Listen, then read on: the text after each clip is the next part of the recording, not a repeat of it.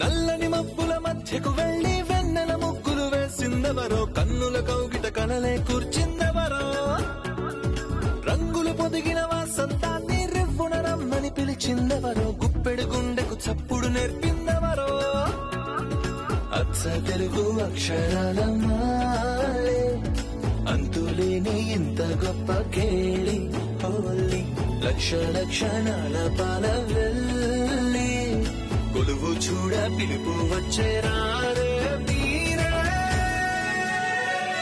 నింగికి నేలకు మధ్యన జరిగే వైభోగాన్ని చూతము రండి, సిరితో శ్రీహరి అడుగులు కూడే వేళ, ఈ కళ్యాణపు వైభోగానికి కొత్తగా పేరేం పెడదామండి, ముల్లోకాలకు కబురే పెట్టండర్రా.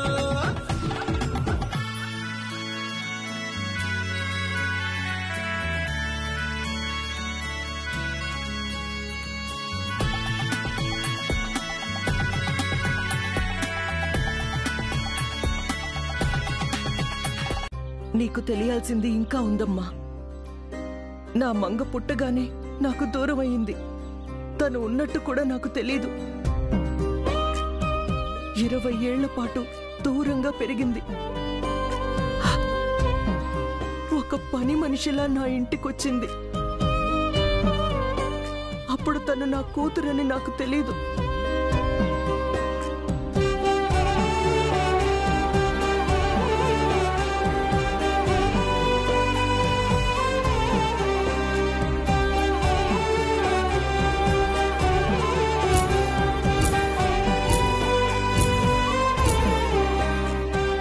మాటలు నేర్పాల్సిన ఈ నోటితో మంగని తిట్టాను.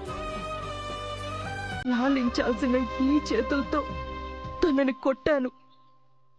ప్రేమ చూపించాల్సింది పోయి స్వార్థంతో శాపానికి బలి చేసేశాను.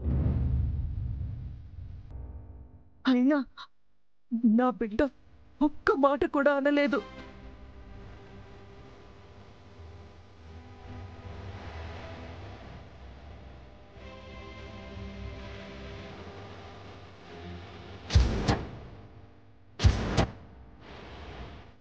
ఈ తల్లిని క్షమించి తనే నాకు తల్లయింది. అమ్మగా నాకు మళ్ళీ పునర్జన్మనిచ్చింది. కానీ ఇప్పుడు కన్న తల్లి తన ఎదుటే మేడం,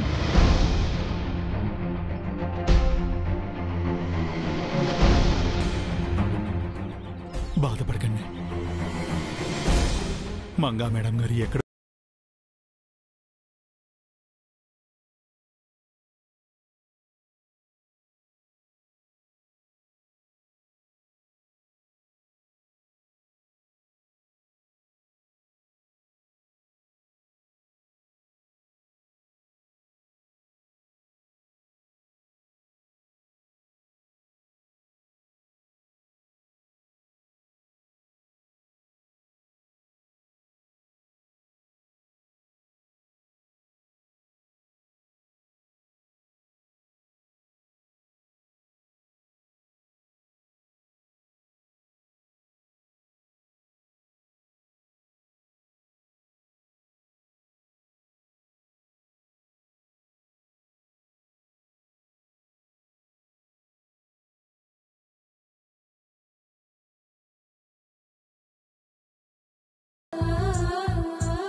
మీలాంటి వారు ఎవరో ఒకరు వస్తారని నా మనసుకి ముందే అనిపించింది.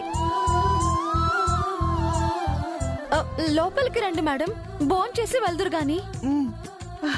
ఇందాకే ఆంటీకి వాటర్ కాఫీ ఇచ్చామమ్మా. అవునా? కొత్త వాళ్ళు ఎవరైనా ఇంటికొస్తే చిరాకు కోపం తెచ్చుకుంటావు. అన్నయ్యకు ఆంటీని చూస్తే సంతోషమంటమ్మా. అంటే మా వాడికి మీరు నచ్చారు మేడం. అసలు వీడు ఒక పట్టాన ఎవరిని ఇష్టపడడు. అది నా అదృష్టం అమ్మా. లేదు మేడం గారు, మా అదృష్టం. గతం మర్చిపోయాను. నా వాళ్ళెవరో నాకు తెలీదు. మీలాంటి వాళ్ళని చూసినప్పుడు నా గతమేంటో త్వరగా తెలుసుకోవాలని బలంగా అనిపిస్తుంది.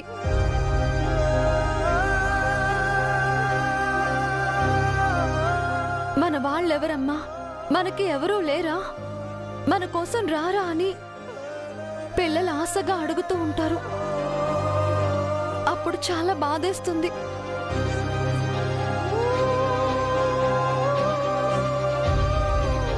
కానీ నిన్న జై సారు వాళ్ళ పిన్ని గారు ఈ రోజు మీరు వచ్చినందుకు నాకు చాలా ఆనందంగా ఉంది.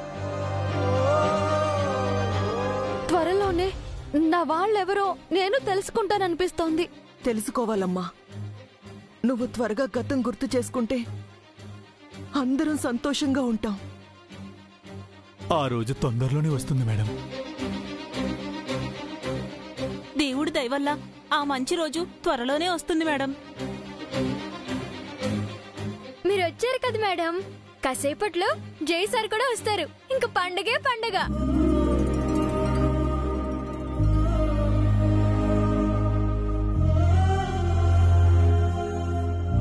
పదండి మేడం. రండన్నయ్య గారు, ఇంట్లో కూర్చొని మాట్లాడుకుందాం. పదండి మేడం. రండి మేడం.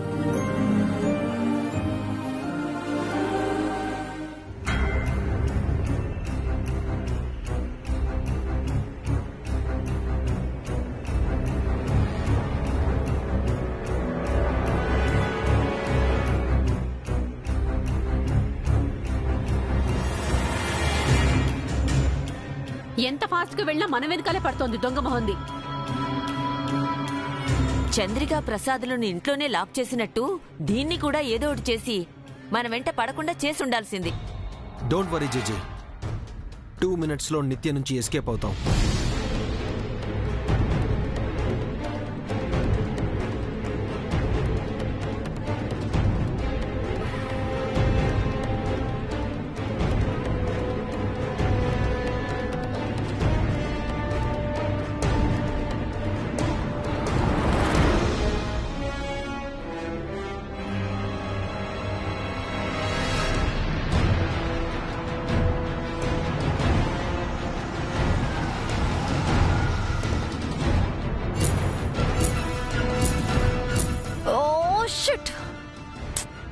జై మిస్ అయ్యాడు. అయినా జై అంత ఫాస్ట్ గా ఎందుకు వెళ్ళాడు? నేను ఫాలో చేస్తున్నానని అబ్జర్వ్ చేశాడా? అందుకే ఎస్కేప్ అయ్యాడా? నో, దీక్షకి టైం అయి ఉంటుంది.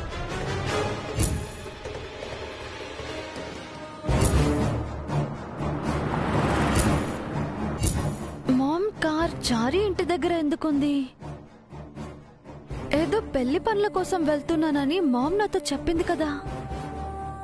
మరి చారి ఇంటికి ఎందుకు వెళ్ళింది? Something is wrong.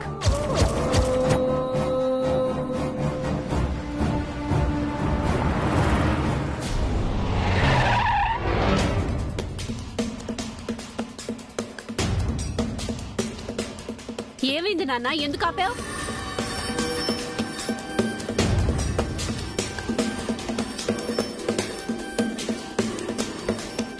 చారి ఇంటి ముందు స్వరూప ఆంటీ కారుంది. అవును, మంగని పిల్లల్ని చూడ్డానికి స్వరూప ఇంటికి వెళ్తానంది కదా.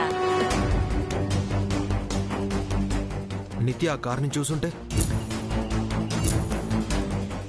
తప్పకుండా వెనక్కి వెళ్లి మంగను చూసేస్తుంది. మంగ బ్రతికే ఉందని నిత్యకు తెలిసిపోతుంది.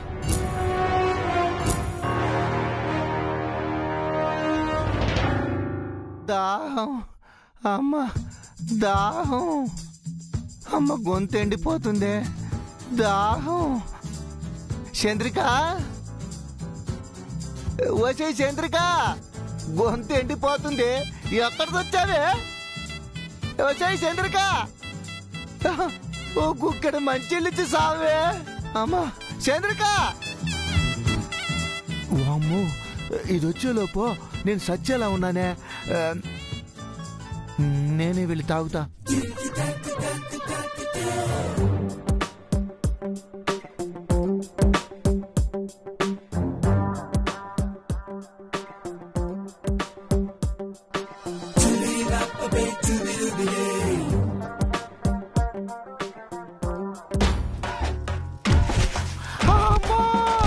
అయ్యా సత్యాన్రా దేవుడు. అబ్బా అబ్బా, అయ్యా అమ్మో.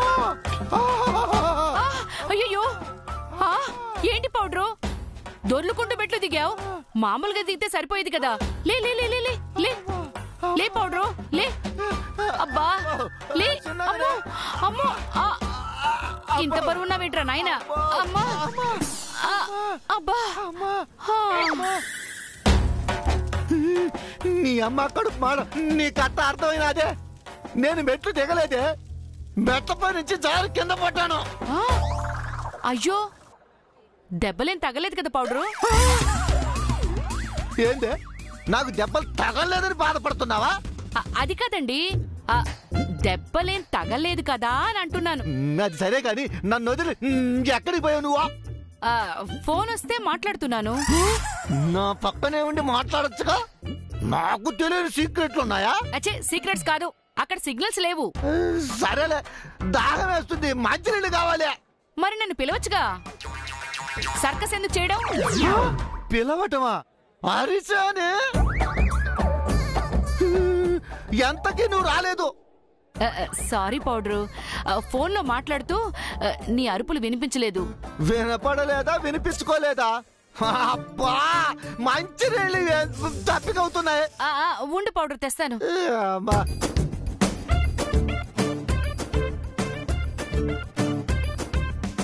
ఇదిగో తాగు. ఏంటి ఏదో ముష్టోడికి ఇచ్చినట్టు కింద పెట్టినా చేత్తో తాగించొచ్చుగా. నీ చేతులు బానే ఉన్నాయిగా. అర్థమైంది, అంతా నా కర్మ. చేసిన పాపం ఊరికే పోతుందా, కక్ష తీర్చుకుంటుంది. నా పరిస్థితి ఎట్లా ఉంటే నీ పరిస్థితి ఎట్లా ఉంటుందో. నాకైనా బుల్లెట్ దెబ్బతో సరిపెట్టారు. నిన్ను పక్కాగా పైకి పంపించేస్తుంది. నువ్వు బ్రతకవు చంద్రిక, నువ్వు బ్రతకవు. ఏంటి శపిస్తున్నావా? ఎక్స్పీరియన్స్ తో చెప్తున్నానే, చేసిన కర్మ ఎవరిని వదిలిపెట్టదు. నన్ను మెట్లపై నుంచి పడేసింది, నిన్ను పాతాళంలోకి తొక్కేస్తుంది. గుర్తు పెట్టుకో, నువ్వు ఇంతకింత అనుభవించటం ఖాయం. నీకు బాగా కాలుతుంది కదా పౌడరు. కాల్దా మరి? వామ్మో, నువ్విప్పుడే ఇలా ఉంటే రేపు నేను ముసలోడిని మంచారు పడితే నన్ను కన్నెత్తైనా చూస్తావా? అప్పుడు కూడా ఇట్టాగే చూస్తావు. అమ్మా,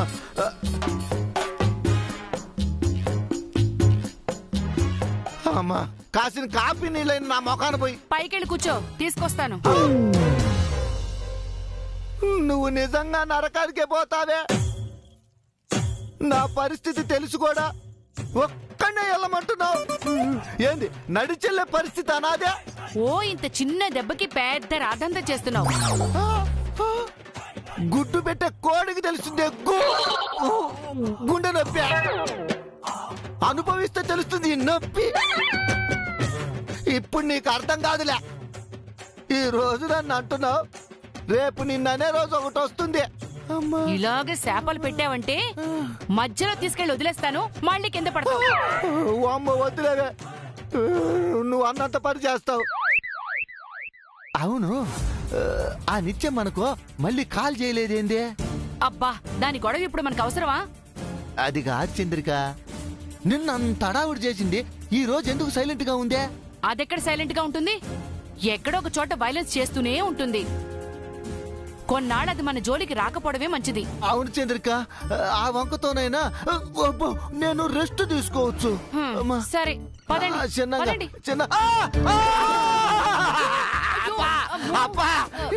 అమ్మ కూడా మాడా.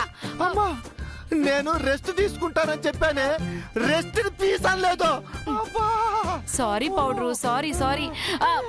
పద పద పద పద పద పద, నెమ్మది నెమ్మదిగా.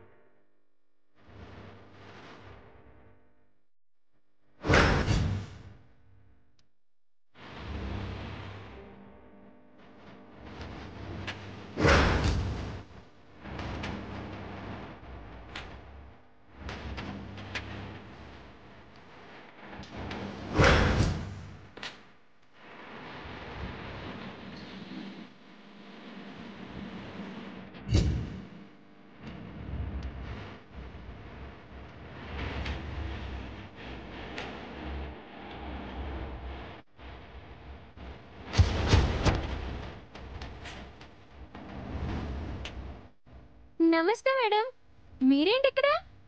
మా మామ్ కార్ ఇక్కడుంది. స్వరూప మేడం గారు మా ఇంట్లో ఉన్నారు మేడం. మా నాన్నతో మాట్లాడుతున్నారు. రండి రండి మేడం, రండి.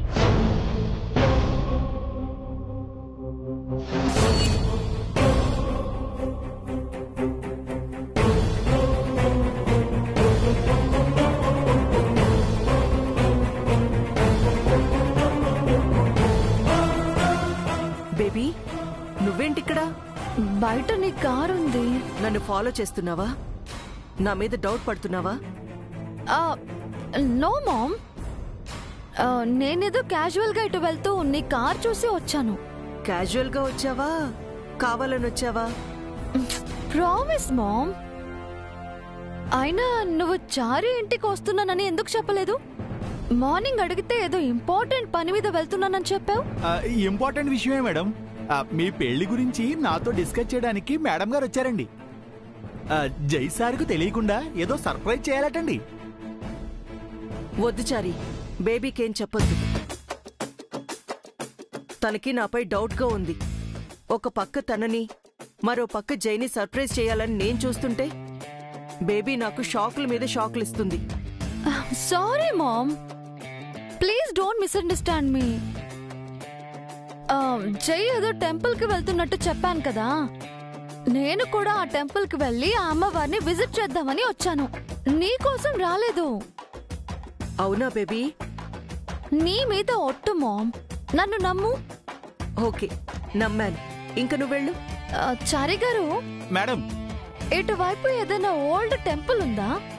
అమ్మవారి టెంపుల్? ఇక్కడికి 10 కిలోమీటర్స్ దూరంలో ఉంది మేడం. మామ్, నేను ఆ టెంపుల్ కి వెళ్తున్నాను. నువ్వు కూడా నాతో రావచ్చు కదా. పద బేబీ, ఇక్కడ నా వర్క్ కూడా ఫినిష్ అయిపోయింది. ఇద్దరం వెళ్ళి అమ్మవారిని దర్శించుకుందాం. ఉంటాను చారి. సరే మేడం. వెళ్ళొస్తాను మీనాక్షి. అలాగే మేడం. బాయ్ రా. Bye aunty. పద.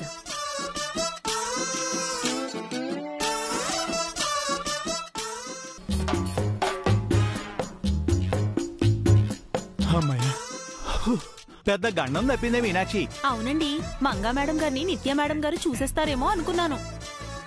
జయంకులు నిత్యాంటికి ఆ ఛాన్స్ ఇవ్వలేదుగా. నాన్నకి కాల్ చేసి ముందే హెచ్చరించారుగా.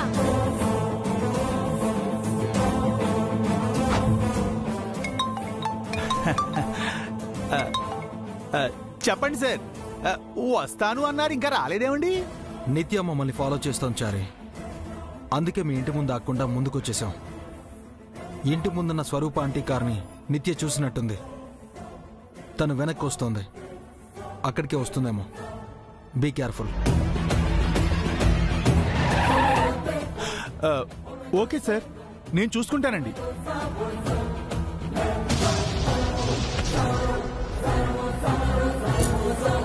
ఈ రోజు మంగా మేడం గారి టైం బాగుంది మీనాక్షి. ప్రమాదం తప్పింది. మంచివారికి ఎప్పుడూ మంచే జరుగుతుందండి. జయంకులుండగా మంగ మేడం గారికి ఏం కాదని అన్నారు.